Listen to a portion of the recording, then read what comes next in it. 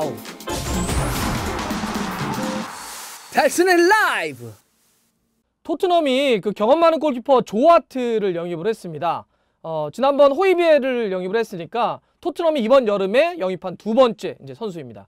근데 주위에서 많이 물어보시는 게 근데 왜 조 하트를 영입을 한 거예요? 약간 좀 전성기에서 좀 내려온 선수인데 왜 조 하트일까요? 그리고 요리스도 있고 가사니가도 있는데 조 하트를 왜 영입을 했을까요? 라고 하는 걸 많이 물어보십니다.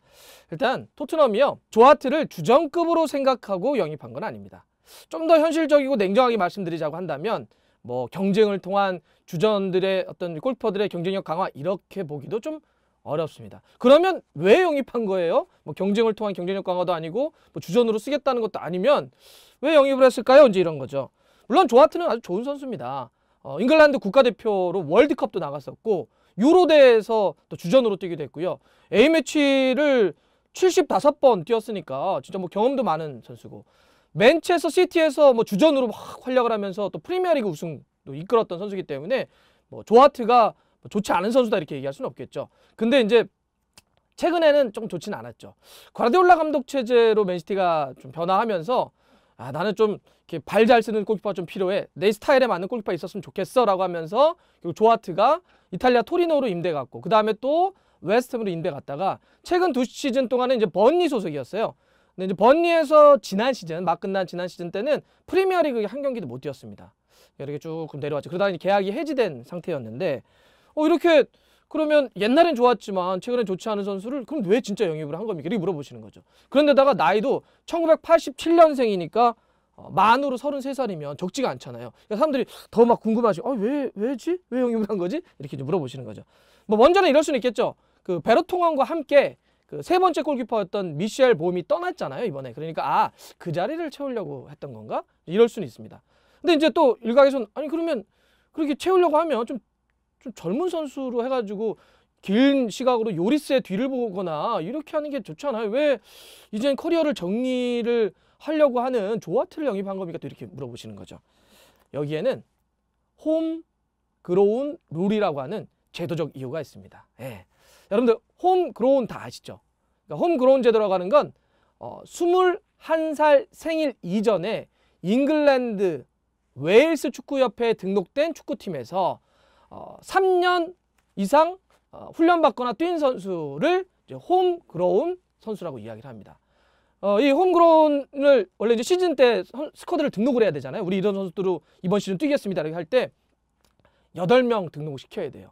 왜 이런 걸 만들었을까요? 잉글랜드나 웨일스 팀에서 어렸을 때 막 성장한 선수들 왜 뛰게 이렇게 등록을 하게 할까요? 그 이유는 유소년을 육성을 하겠다는 거고 또 거기에는 자국 선수를 좀 더 많이 배출하겠다는 뜻이 있는 거죠. 워낙 뭐 프리미어리그에 전 세계에서 재능들이 다 몰려들다 보니까 정작 잉글랜드나 웨일스 같은 어린 선수들이 자리가 없는 거예요. 그래서 그러면 이렇게 이 홈그로운 만들어가지고 좀 어린 선수 키우자. 마치 이제 이런 거랑 비슷하죠. K리그에도 뭐 22세 이하 룰도 있고 혹은 골키퍼는 외국인 선수를 못 데려옵니다. 자리가 하나밖에 없는데 외국인 골키퍼 옛날에 막 샤리체프 그러니까 신의 손으로 나중에 이름 바꿨는데 골키퍼가 와가지고 너무 잘해버리니까 막 다른 팀도 다 골키퍼를 영입하려고 하는 거예요. 그러니까 골키퍼는 딱 자리가 하나인데 외국 선수들이 들어오니까 우리나라 골키퍼가 성장을 못하더라 라고 해서 우리 외국인 선수를 다른 포지션으로 데려올 수 있지만 골키퍼를 못 데려오고 왔잖아요. 이런 거랑 좀 비슷합니다. 근데 이제 물론 여기서 홈그로운이 꼭 잉글랜드나 웨일스 선수가 아니어도 상관없어요. 여기에는 뭐 국적에 상관없이라고 하는 전제가 있습니다. 예. 뭐 다른 국적에도 상관없어요. 그러니까 예를 들어서 아스날의 스페인 출신의 베일린이 홈그로운입니다. 그 아까 얘기했던 그 조건에 충족되는 거예요. 21살 생일 이전에 잉글랜드나 웨일스 축구 클럽에서 거기서 이제 3년 이상 뛴 거예요. 그러니까 등록이 돼요. 맨유의 프랑스 출신의 폴 포그바도 홈그로운입니다. 어렸을 때 그렇게 뛰었으니까.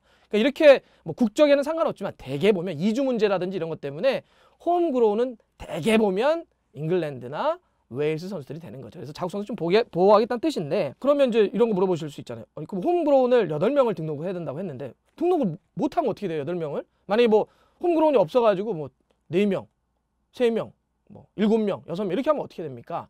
그렇죠. 여기에 이제 많이 등록을 못 하잖아요. 그러면 한 시즌 스쿼드를 총 최대 25명까지 할 수 있는데 여기에 인원의 제한을 둡니다. 그러니까 너네 홈그로운 8명 못 채웠으니까 숫자 다 못 채워.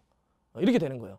거기에 이번에 조아트의 영입에 제도적 이유가 있는 건데 지난 시즌 이제 겨울 이적 시장 끝나고 새로 또 이제 한번 등록을 하잖아요. 선수들을 등록을 하는데 무리뉴 감독 체제의 토트넘이 당시에 홈그론이 4명밖에 없었습니다. 예. 윙크스, 델리알리, 해리케인, 벤 데이비스 4명밖에 없으니까 어떻게 됐죠? 예. 25명을 못 채우고 21명밖에 스쿼드를 못 채웠어요.